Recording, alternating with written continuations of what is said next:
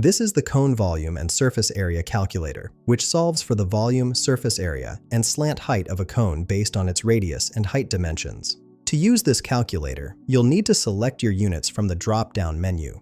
You can choose between metric in millimeters or imperial in inches. For this demonstration, I'll be using metric units. Next, enter your cone's radius in the field labeled radius R. Then input your cone's height in the field labeled height H.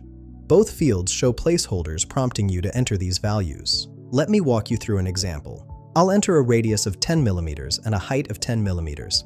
After clicking Calculate, the results show a volume of 1047.198 cubic millimeters, which represents the total space inside the cone.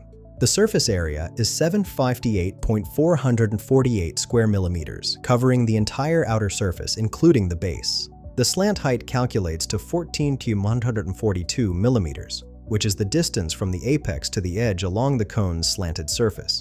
These calculations are essential for material estimation and design verification in engineering applications. Find the link in the description below.